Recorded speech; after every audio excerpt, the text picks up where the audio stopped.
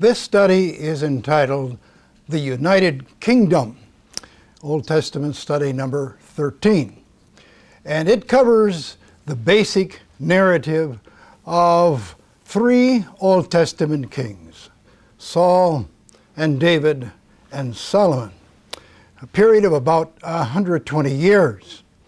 And the basic biblical text that covers this United Kingdom is 1st and 2nd Samuel, and then 1st and 2nd Kings pick up from there and cover the history of the kings during the divided kingdom on to the point where the southern kingdom, the last kingdom to be left standing, is taken into a captivity in 586 BC.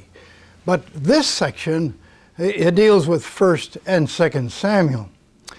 Now, you probably have noted that the narrative of the kings, that whole period that we've just now talked about, of the three kings of this study, plus the ones of the divided kingdom, are also reported or narrated in 1st and 2nd Chronicles. And that may sound a bit confusing, but suffice it to say at this time that our study is going to be predominantly in the 1st and 2nd Samuel, and then we'll move on into Kings for the divided kingdom period. And we will pick up on items from the Chronicles occasionally, because it does add a few pieces that may not be found in 1st and 2nd Samuel. But basically, 1st and 2nd Samuel is the more complete narrative. And it does not omit several items that are not included on the life of David, for example, in the Chronicles narrative. Actually, the Chronicles narrative is believed to have been written much later than the Samuel and the Kings narrative. It is believed that the Chronicles narrative was written specifically for the people of Israel after they were taken into captivity. And so it dates to a later period. Well, having said that, let's now take a look at the teaching picture and pick up on the first item that we want to look at. You will notice that the banners here that refer to the 12 tribes are entwined among the three crowns that represent the kings. And that is the artist's way of reminding us that there were 12 tribes that were all united together. Not one disconsented or was reluctant to become a part of that united kingdom. All of them.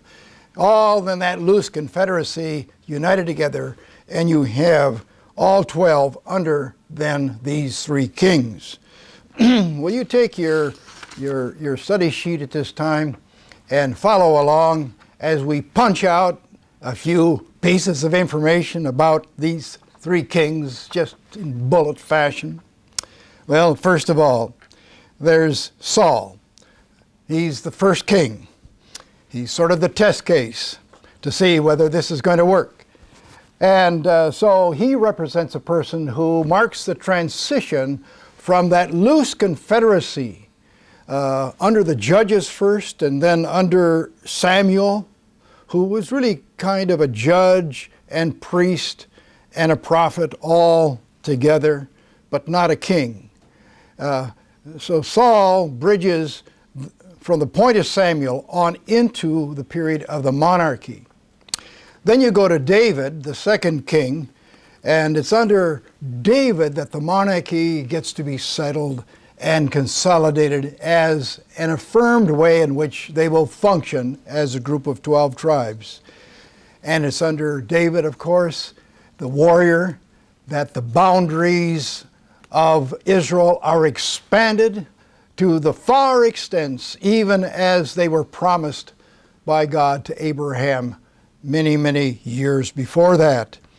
And it is that particular period of time, that 40-year span under David, that is looked upon by the people of that day and of later generations as the golden era of Israel. The time of King David was looked upon with such fond remembrance in later years. And then the third king is Solomon, and he was not a warrior predominantly. Very little was done in terms of that. As a matter of fact, he lost some of the land that had been conquered under David, and he's known more for the infrastructure and the consolidating of the kingdom. And it is sad to note that after his death, it didn't take too many years before the 12 tribes split. 2 tribes to the south became one entity known as Judah. And the other 10 tribes to the north became an entity, and they were known as the northern tribes. And that's called Israel. So there you have a thumbnail sketch of what we have before us. Now let's take a look at the teaching picture once again. And you'll notice that these 12 tribes all have a symbol. Each of those tribes has some kind of a caricature or character that portrays something about who they actually were and who they are. And so where does all of that come from? Well, for starters, we can look at the words that their ancestor, yes, their father of Jacob, gave at the very close of his life. And he gave a blessing to each one of the 12 sons, and that's recorded for us in the book of Genesis chapter 49. And I'll lift up just a few of those verses to give you an indication as to where the symbol came from for those particular tribes. Well, first of all, we go to Judah. And that's the one symbol that you always want to remember. Judah, your brothers will praise you. You will defeat your enemies. All your relatives will bow before you. Judah is a young lion. And Jacob went on to make a few other statements, and especially indicated at the close of his statement about Judah that the scepter would not depart from Judah, nor the ruler's staff from his descendants, until the coming of the one to whom it belongs, the one whom all nations will obey. Well, that in rather cloaked language gives you a pointer to the fact that the promised Messiah, as the prophets later spoke, of one who would come, who would be the deliverer and the Messiah, is going to come out of the tribe of Judah. Next we go to verse 13. Zebulun will settle on the shores of the sea and will be a harbor for ships. And the symbol for Zebulun is the symbol of the ship. Verse 14, Issachar is a strong beast of burden, and the symbol is the burden bearer. Go to Dan in verse 16.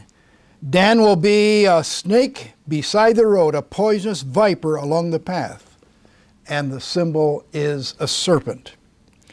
We go to Asher, verse 20. Asher will produce rich foods fit for kings, and the symbol is a sheaf of grain.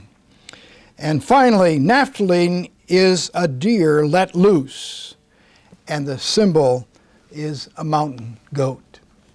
Where the others came from, I'm not totally sure. Oh yes, we do have Benjamin also in verse 27.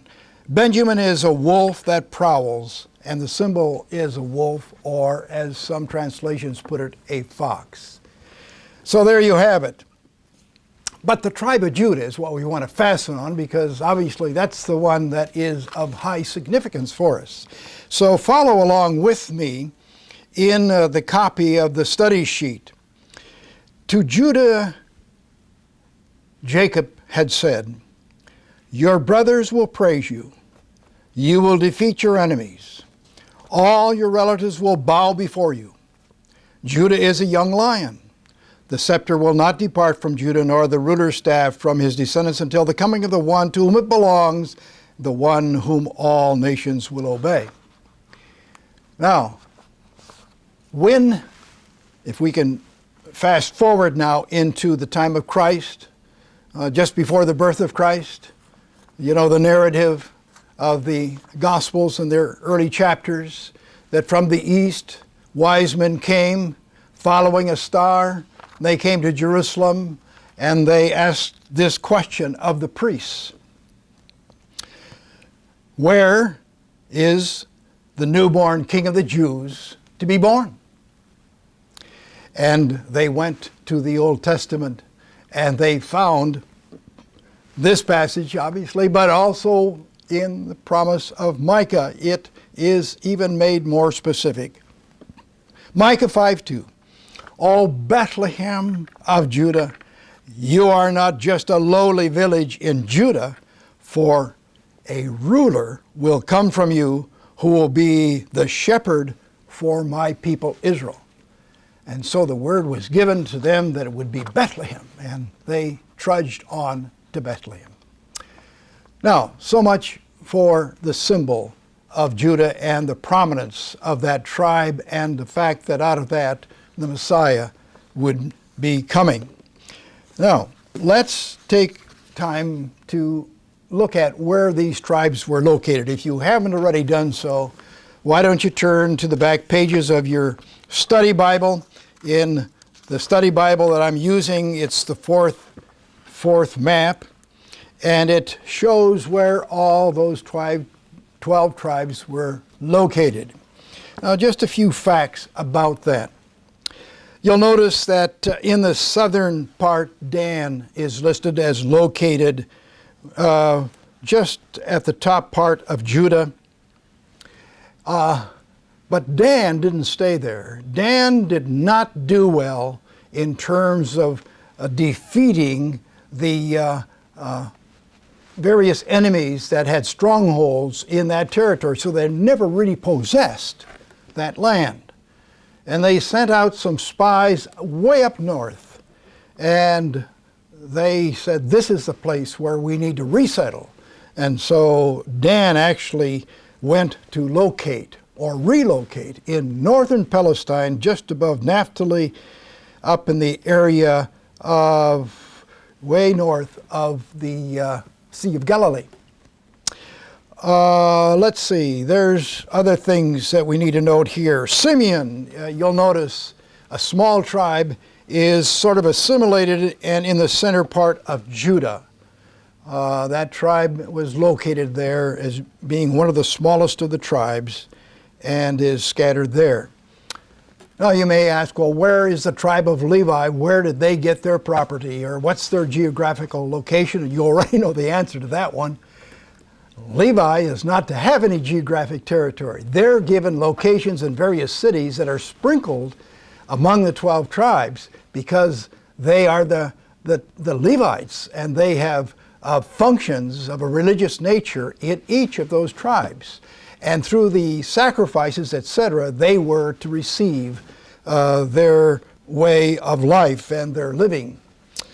And now, finally, one other little detail here, and that is that you don't find the tribe of Joseph, of course. And you probably have that figured out, but if you don't, Joseph does not get a territory. Levi doesn't get a territory. But Joseph has two sons, Manasseh and Ephraim, and each of those receives a piece of land. So that's where you get the total number of 12 once again.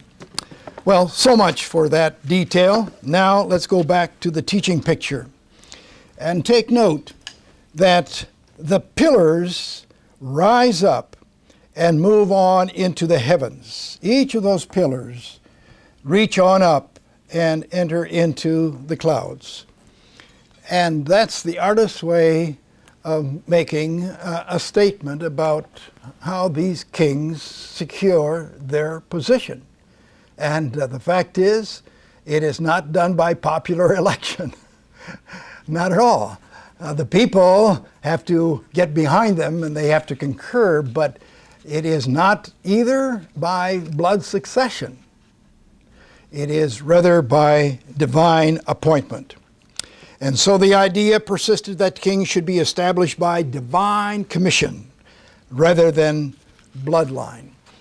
Now, if you take your sheet once again, let's read those verses that I've copied out on your study sheet that refer to Saul and David and Solomon that indicate this kind of anointing of God done typically by the priest. First one, then Samuel took a flask of olive oil and poured it over Saul's head. He kissed Saul on the cheek and said, I'm doing this because the Lord has appointed you to be leader of his people, Israel. Then David was anointed 3 times, but here's the first one. So Jesse sent for him, David. He was ruddy and handsome with pleasant eyes, and the Lord said, this is the one, anoint him. And so Samuel did. Now, the last one, top of the next page, Zadok the priest took a flask of olive oil from the sacred tent and poured it on Solomon's head. Then the trumpets were blown, and all the people shouted, long live King Solomon. And so there you have the biblical references confirming that, in fact, these kings were appointed and chosen by God and not by any other kinds of means. Now, let's go back to the teaching picture and pick up on the first king. And that king is symbolized by the black crown. On the far left, the reign of Saul. Now, just a few pieces of information about Saul before we settle in and ask that big question, what can we learn from Saul's life? You've had a chance in your homework to write about Saul and David and Solomon, and so this is an opportune time for you to feed in some of the insights that you've garnered from the life of Saul. And you probably picked a particular trait that, either good or bad, that is instructive for us, and so you'll have opportunity to share that with your classmates. But before we do that, let's take a quick look on your study sheet to get a thumbnail sketch about Saul. Saul was from the tribe of what? Benjamin, located very strategically between 2 strong tribes. And so commentators say this was wise because it assured support from a significant portion of both from the south and from the north. I guess it has to be the other way, north and south. But any way you cut it, it was a strategic choice that the Lord had him come from the tribe of Benjamin. All right, he had a good start, and the people began to sense that here was a man who had leadership possibilities, especially as a warrior. He had a military victory over the Ammonites, and that helped to establish him among the tribes. He was a man of great height, as you know from the biblical narrative. He was very handsome in appearance. He stood head and shoulders above all the rest. And it must be said, sadly, that he was a person who had an emotional, unbalanced condition, very unstable. He became very, very, very jealous of David, even to the point of seeking to kill him. Now, all of those things you came across in your earlier Sunday school studies, I'm sure, and now again in your study for this particular lesson. But what we want to ask is, so what? The Bible says in the New Testament that these things are written for our instruction. And so we need to ask the question, what do we learn from some of these events? And in this particular case, what do we learn from the life of Saul? And so that's the question. Aside from the fact that he was afflicted with a tormenting spirit, and aside from the fact that he had just an enormous amount of jealousy over David, what was the thing that basically brought Saul into trouble with the Lord and then ultimately with the people? What is his basic flaw? So take a break now and talk over that particular thing or any other items that you feel you can learn from Saul's life.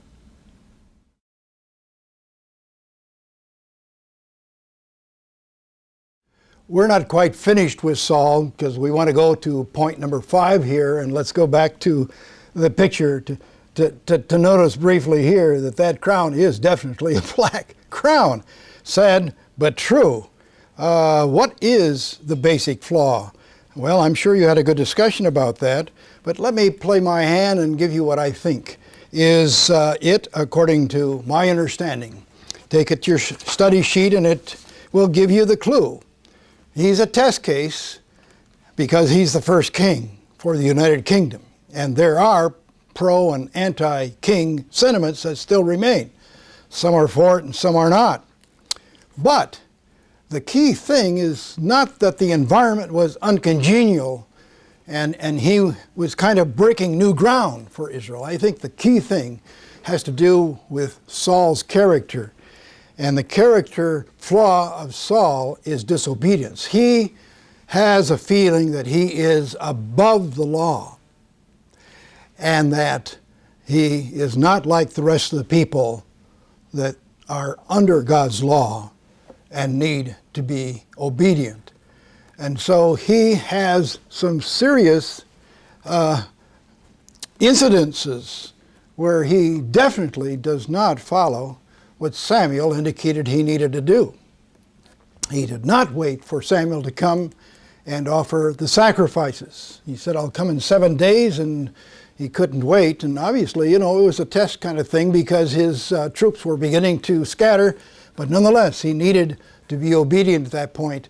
And that's where Samuel said, to obey is better than to sacrifice.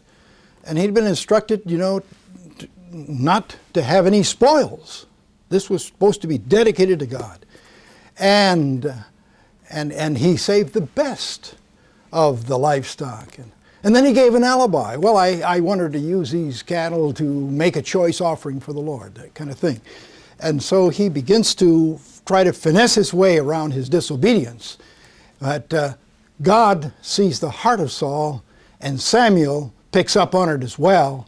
And actually, that's the last point where Samuel is connected there with Saul. Except we come to that very, very mysterious event where the Philistines are pitted in battle against the Israelites. It is a crucial battle. And Saul is at his wits' ends because the previous skirmishes have shown defeat for Israel. And Saul at that point resorts to something that he had told the people that God had said was verboten, absolutely something they should not do. He consorted with a medium, a person who was involved in the occult, located at Endor. And there you have that whole episode, and your study Bible will give notes to try to open that up for some explanation. But what we want to talk about here is a bottom line question, not what happened there, but what about us today? I think that's the more important question. And the question has to do with what about God's instructions for us today about being involved in this sort of thing. And what are the kinds of things today that would be parallel to what you find described in Deuteronomy chapter 18? So this discussion time needs to be brief, but open that up and be sure that you have a good understanding as to what God wants or doesn't want for His people. You know, it's a large part of our society is into these kinds of things on one level or another. And is this proper for a Christian? So you need to look at that, and we'll take a break right now and let you discuss it.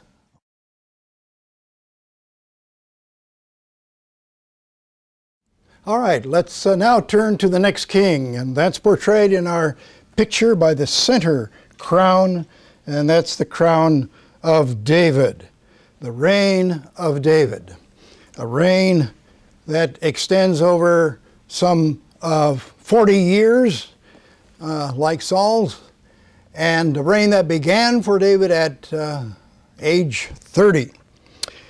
First, he was mainly over the southern tribes, while Abner and Ishbosheth, Abner is the chief military leader that worked with Ishbosheth, the king, or at least supposed king.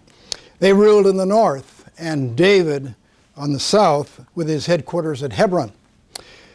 And so this period is marked with some strife, and there's some bad blood between those two.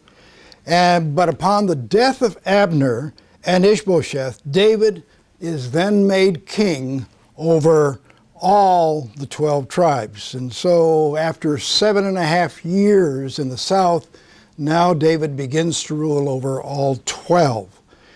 David shows some great spiritual traits of rising above personal bias and petty kinds of things. But on the other hand, if you study it closely, David is a person who's got some real downsides as well.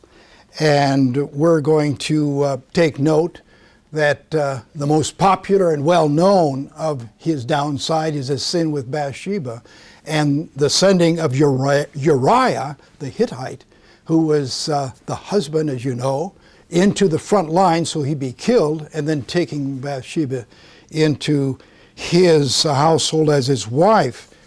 Now, the thing that may seem perplexing if you picked up on it is that earlier on in your reading in 1 Samuel, 13th chapter, 14th verse, you have an allusion that God has given a statement there that the people would know through Samuel, and that is that David is a man, now listen to this, after God's own heart. Well, that's quite a moniker to have some kind of a word about how your character stands. And the thing that pops into our mind, obviously, is how can a person who is adulterous and a murderer have that kind of a view from God? So take a quick break and see if you can sort that one out. And then we'll come back and talk a little bit about it and move on with our study about David. So take a break now.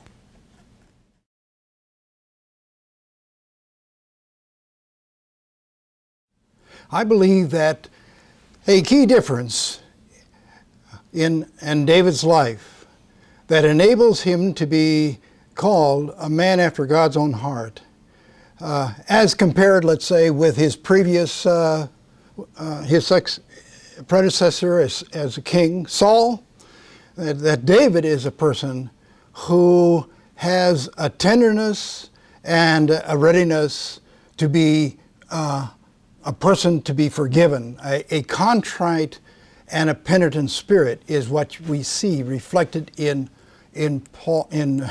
David's life. And it is not the sinlessness of his life. It is rather that sense where he has a great appreciation for the mercy of God and the appropriation of that mercy in a repentant and a contrite spirit. I think that is the reason why you can have a person like David with some of those blemishes on his record to be called a person after God's own heart. I think it's instructive to contrast him with how Saul handled his misdeeds.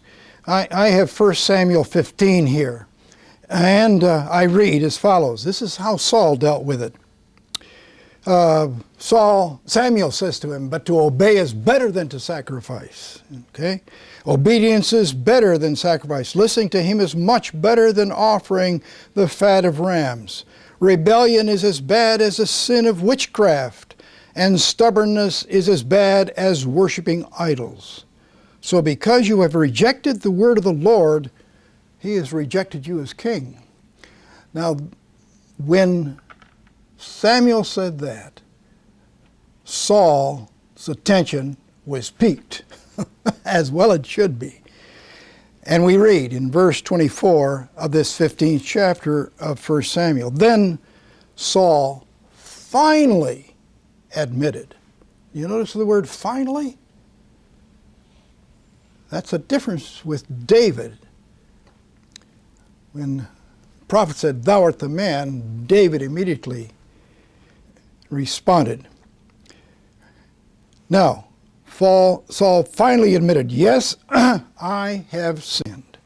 I have disobeyed your instructions and the Lord's command, and now he begins to finesse it, and he gives some kind of almost an alibi. "For I was afraid of the people and did what they demanded. Oh, please forgive my sin now and go with me to worship." And then Saul pleaded again to Samuel, "I know I have sinned, but please at least honor me before the leaders and before my people by going with me to worship the Lord your God." And then in that last verse of that chapter we read, "Samuel never went to meet with Saul again, but he mourned constantly for him, and the Lord was sorry he had ever made Saul king of Israel." Well, I think Psalm 51, which is David's response to God with regard to his sin, is more genuine and is more forthcoming and is a mark of a genuine repentant spirit. "Have mercy on me, O God," Psalm 51, verse 1. "Because of your unfailing love, because of your great compassion, blot out the stains of my sin. Wash me clean from my guilt, purify me from my sin, for I recognize my shameful deeds. They haunt me day and night. Against you and you alone have I sinned." And then he says, "But you desire honesty from the heart." These are good, solid words. And then finally he says, "Create in me a clean heart, O God, and renew a right spirit within me. Restore to me again the joy of your salvation, and make me willing to obey you." You know, that is a very interesting last sentence. Make me willing to obey you. That's what happens to us. Many times we get attracted by any number of other kinds of things so that they have a greater power over our life. I think for Saul, to look good in front of the people was a greater power in his life than looking good before God. We play to the wrong audience many times. There can be other reasons, multitudes of reasons. The addictiveness of some particular pattern can make us unwilling to be changed. But here, David really insightfully, under the guidance of God's Spirit, puts his finger right on it. Make me willing to obey you. And it's a good prayer to pray for all of us. Lord, make me willing to obey you. You know, there is a phrase that is found in some writers that really kind of pinpoint this theme of Scripture. If we can't pray that the Lord will deliver us from some particular addictive pattern that isn't pleasing in God's sight, and we kind of hang on to it and we can't pray sincerely that God will deliver us, then these writers say, pick up the biblical theme. Lord, I'm willing to be made willing. And so when you counsel with people, or when you talk with a neighbor in an informal way or whatever, and they're dealing with the fact that they just don't feel like giving some things up, even though they know it isn't pleasing to God, do what David did. Lord, I'm willing to be made willing. I think that's a wonderful, wonderful prayer for us to carry, because obviously we all know the motive and the desire level and the lack of zeal for following the Lord is many times our besetting plight. And so David recognizes that, and he prays, make me willing to obey you. I find that very, very significant, and is a sharp contrast to what you read in the life of Saul. Now, let's go back to your study sheet. And before we leave the life of David, we have to take note of the fact that he is called the sweet psalmist of Israel. That's 2 Samuel 23:1. And he wrote many of the psalms that are found in our Bibles. And we need to recognize something here, that a lot of these psalms were written out of the context of his life's struggles and his heartache. And obviously David went through a lot of tough, hard things. These psalms are not written by an ivory tower philosopher. They're written by a soldier who's in the front line slugging it out in the struggles of life. And we need to read those psalms and then try to picture the situation out of which they're written. Some of the psalms in the Bible do give a phrase in terms of what life situation David was in that gave rise to that particular psalm. I've picked two of them, and they're on page number 3 of your study sheet, Psalm 34 and Psalm 56. Now, these two psalms are believed to come out of that period in David's life when he was being hunted by Saul. Saul wanted him dead, and he had to scurry for his life. And Saul would send out all kinds of spies to figure out where David was so Saul could come and kill him. And David felt, well, maybe it would be safest if he would hide in Philistine territory. And so David did that. And then the Philistines, because David was some kind of a notable person to the Philistines, began to detect that is in fact who this individual was that was living in their territory. And what does the Bible tell us? It tells us that David, for the sake of his own life, began to feign madness. He pretended to have an overwhelming madness. He let the spittle come dripping down the corner of his mouth, the Bible tells us. And he went through that whole period of trying to eke out a safe place by being in that kind of disguise. Well, you can really understand the heartache and the turmoil that David went through being hunted by Saul and being in a situation like that. Now, here are a couple of verses from each of these two psalms. Listen to them and then picture that scene in David's life. I quote from Psalm 56, verse 8. You keep track of all my sorrows. This is David pouring out his heart to the Lord. You have collected all my tears in your bottle. Wow! You have recorded each one in your book. What graphic language. That really tells you something about how David, in the midst of his adverse circumstances, begins to find comfort from the Lord. Psalm 34. The Lord hears his people when they call to him for help. He rescues them from all their troubles. The Lord is close to the brokenhearted. He rescues those who are crushed in spirit. Wow, what tremendous statements. Now, take a break. I know that you wrote papers that have to do with the three kings, and this is a good time for you to open up and share some things that you have taken to be instructive for you from the life of David. So take a break now, share that with your classmates.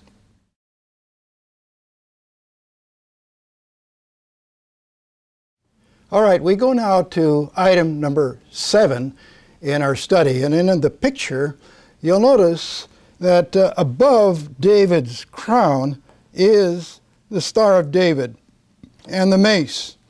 And that obviously is lifted up for a reason.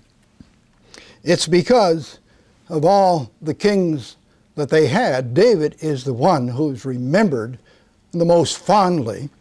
And as the writer of the Bethel series, Dr. Harley Swigum, has stated, David's reign was the great golden age of Israel's history and the focal point of revisionist dreams in the New Testament era. Now, that's a mouthful.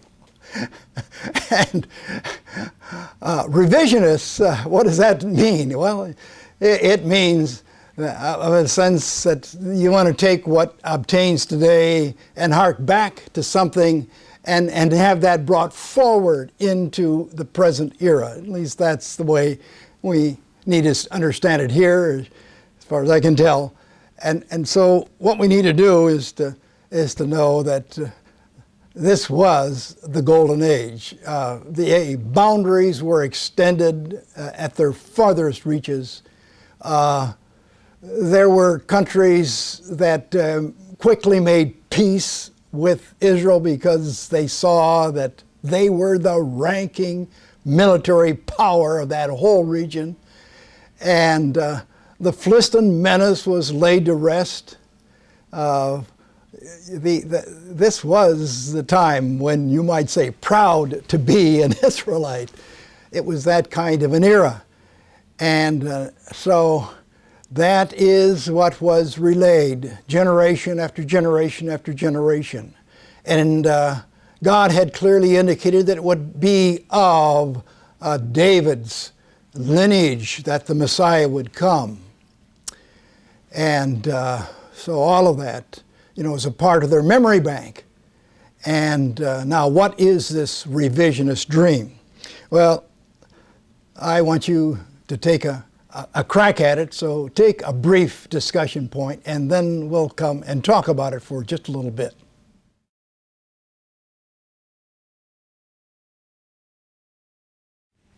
All right, getting to this discussion about the Golden Age and the revisionist dreams in the New Testament era, the understanding that I have that this refers to the thing that was so evident in Christ's time, where the Israelites were looking for a Messiah, yes, but they were looking for a particular kind of Messiah, and they wanted a Messiah that would be like the David of the Old Testament era. They longed for a Messiah that would set up a political kingdom, an earthly kingdom, and Jesus had said, "But my kingdom is not of this world." And they wanted a Messiah that would be a warrior like David, who would throw off the yoke of Roman rule that they chafed under. And Jesus came riding on a donkey. And so this concept of the Messiah had all kinds of footprints on it from the era of David. That's what I take from that particular question. Now let's go back to the teaching picture and the crown of David. You'll notice that it's got some diamonds. We're going to take a look at those 3 diamonds one by one and dispatch them in short order because they are simple historical facts that we want to lift up. First diamond, Jerusalem was made the political capital of Israel. Now, you may have come across a sense that Israel had already been conquered. And parts of Israel, Jerusalem had already been conquered, and parts of Jerusalem had. But that is a citadel. That is to say, there is a walled section, and That's where the Jebusites continue to hold claim to the city of Jerusalem. And now David takes his private army, he tells them to go through the watercourse and to get in there, and they conquer the citadel. And so it's called the City of David. And it is alluded to as a city set on a hill. It is a very, and it is a very appropriate place for a political capital to be located. Now, the second diamond, the Philistine menace, is now put to rest and is obliterated. And we've already alluded to that. No longer does Philistine have the monopoly of the ironworks. That's been wrested from their hands long since, and now the Israelite army is tooled up in a military way with armaments of iron that compare with anything Philistia ever had. And so there are evidences of smelting furnaces, etc., in archaeological ruins that date from this time. And so this is a time when militarily Israel is at her height. Now, let's go to page number 4, and we allude to the third diamond. And that is an interesting section that is instructive also for us. And so we spend a little more time with that, and that is that Israel also became the ecclesiastical headquarters. Shiloh had long since been laid waste, and the Ark of the Covenant was just lying there at that particular place in Kiriath Jearim, and it had been there for some 20 years. And David now determines that it is time for the Ark of the Covenant to be brought into the capital city and make that the ecclesiastical headquarters as well. Well, that leads us into an interesting narrative that we need to have the details of. But at any rate, I'm reading from Chronicles now just to get a few of the details from that particular account. David designed a new cart.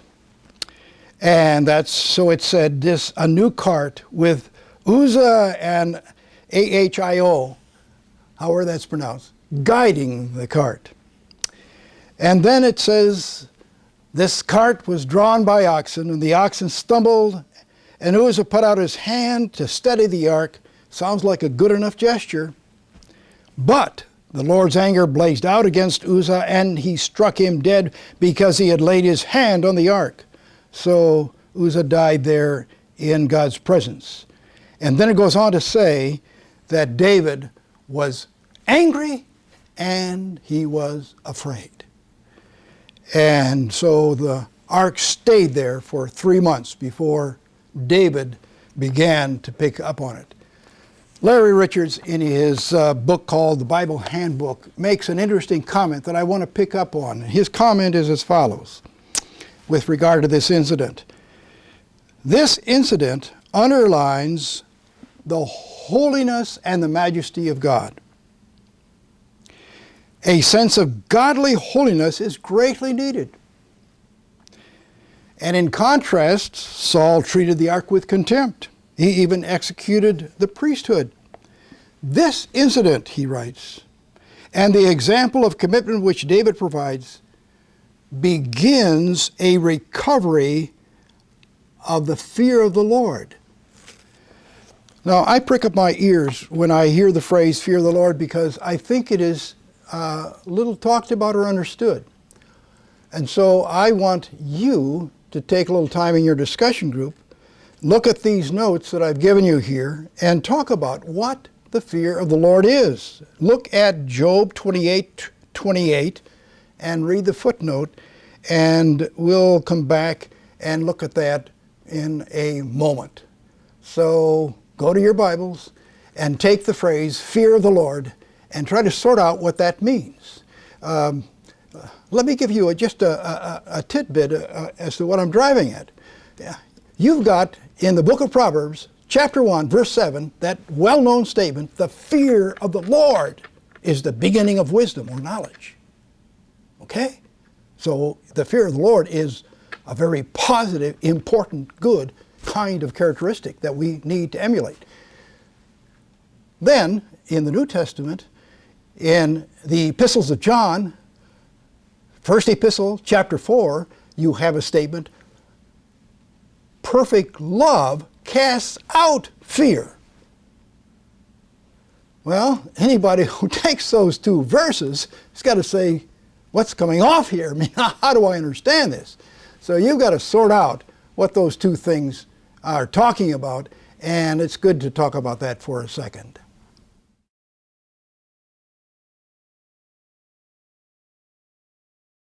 All right, you probably have come to the conclusion that those are two different kinds of fear. And when it talks about the fear of the Lord being the beginning of wisdom and the thing that is often said that we need to fear the Lord, it does not refer to what John is talking about, which has to do with the concept of being afraid or having a sense of terror with regard to God. When he says perfect love casts out fear, that's the kind of thing that he's talking about. But in the Old Testament especially, when they talk about the fear of the Lord being the beginning of wisdom, we need to have a fear of the Lord. The meaning of that word has to do with something different than being afraid of God. Not at all. It means respect, it means reverence, it means a sense of awe and trustfulness in the Lord. Here's a statement that I picked up from one writer. The fear of the Lord is a loving reverence for God that includes submission to His Lordship.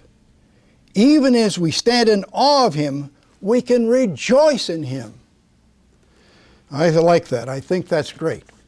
Now let's continue on with this narrative about the ark coming on into the ecclesiastical headquarters under the guidelines of David. By the way, David either got up to speed in terms of the rules of transporting the ark, or somebody told him, or he knew it and just disregarded it. We don't know exactly what, but in the Bible it is clearly said that the priests are the ones who are to transport the ark, and it is not like the Philistines who put it on an ox cart.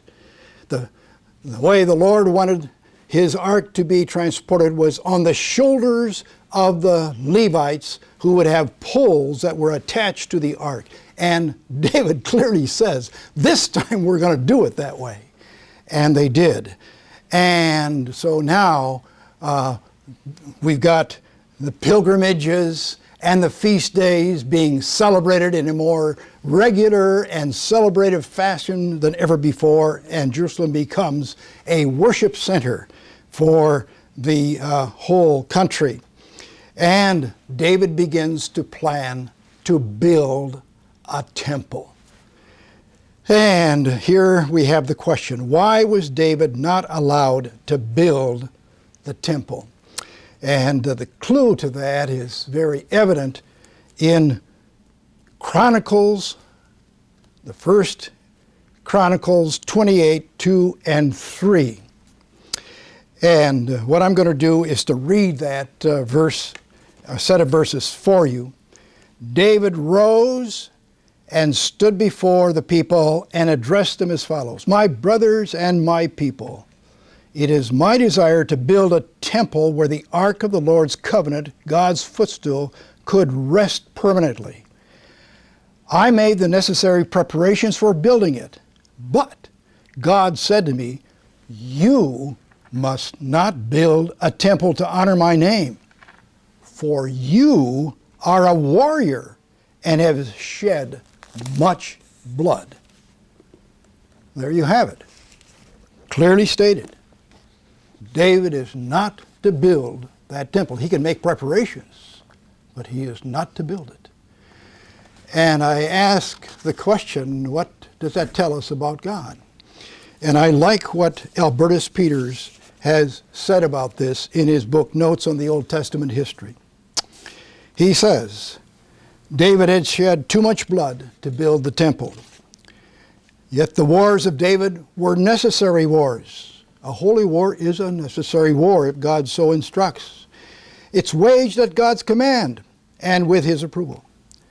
That such victory should disqualify the king from building a house of worship to Jehovah could hardly occur spontaneously to any Israelite of that day.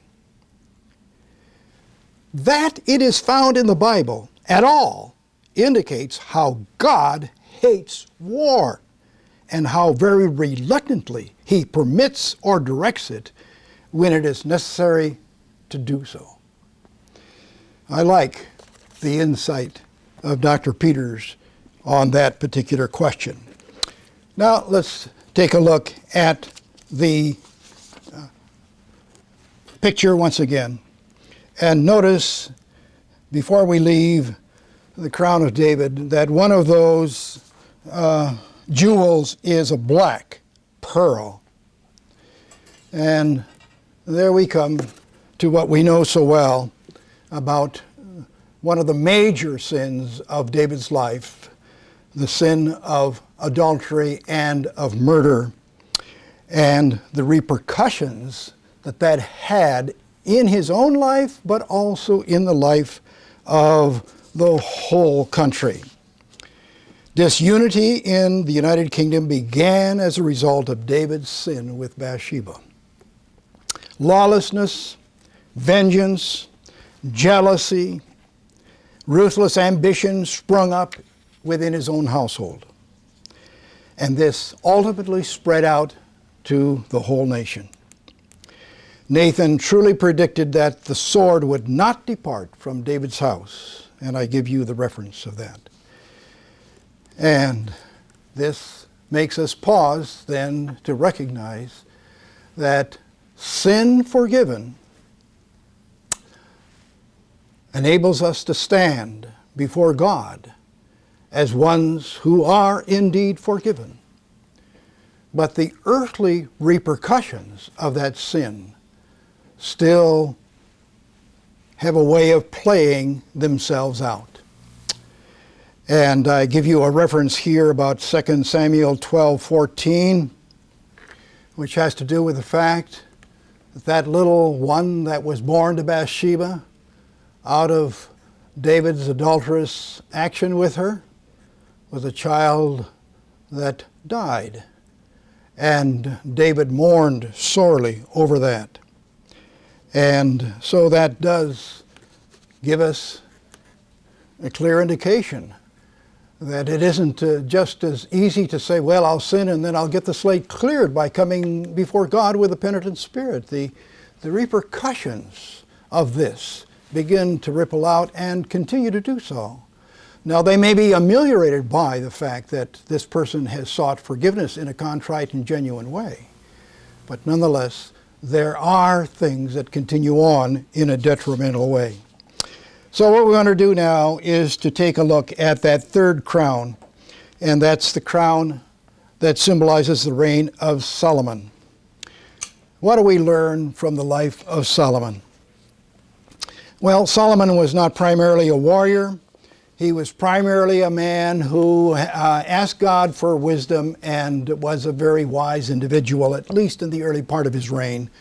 And he's known for building an infrastructure that was second to none. And so it is said that the Queen of Sheba came because she had heard about the splendor of all of this that Solomon had done in his royal area, but also in the countryside. And she said, the half has not been told. And so there you have Solomon. And the basic error of Solomon's life has to do with the fact that he would negotiate military alliances with foreign nations by taking wives here and there from those countries and cement good political relationships. And these foreign wives, which he'd been warned against, were people who came with the trappings of their own religion. And he accommodated them even by building temples and shrines for them to practice their religion. And that is the downfall of Solomon. So that throne and that particular crown has a yoke on it. You'll notice that that refers to the yoke of of high taxes. And so Solomon is known as a person who sinned with luxury at the people's expense. And so he is no longer a wise man at the close of his life. And after his death, it only takes a little while before the kingdom, because of all that has happened, begins now to separate.